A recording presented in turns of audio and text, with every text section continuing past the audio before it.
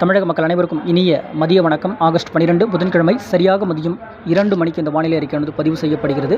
அதிகாரப்பூர்வ அறிக்கைக்கு இந்திய வானிலை அறிக்கை பார்க்கும் இது உங்கள் ஏஜேஸ் வெதர் அப்டேட் சேனல். தமிழகம் மற்றும் புதுவையின் வானிலை அமைப்பை பொறுத்தவரைக்கும் கடந்த 24 மணி நேரத்தை பொறுத்தவரைக்கும் வடகடலோரத்தின் சில பகுதிகளில் மழைப்பொழிவு ஏற்படுத்தியிருக்கிறது. வட மாவட்டங்களின் மத்திய உள்பகுதிகள் குறிப்பாக சேலம் மற்றும் ஈரோடு, தருமபுரி, கள்ளக்குறிச்சி, விழுப்புரம், கடலூர், பெரம்பலூர், அரியலூர் போன்ற பகுதிகளிலேயும் மழைப்பொழிவு ஆங்காங்கே நேற்று நீடித்து நின்ற மழைப்பொழிவாக இரு சுற்று மழைப்பொழிவாக கள்ளக்குறிச்சி சேலம் மாவட்டத்தின் தலைமையிடமாக கொண்டு அப்படியே மேற்கு நோக்கி நகர்ந்தது.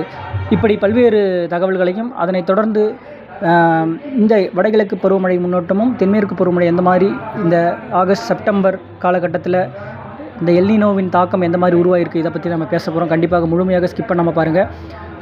கிட்டத்தட்ட உச்சநிலையை அடைய போகிறது சூப்பர் எல்னினோ அப்படின்றது ஒரு பக்கம் இருந்தாலும் இதனுடைய தாக்கம் வடகிழக்கு பருவமழை நமக்கு எப்படி இருக்க போகிறது அப்படின்றது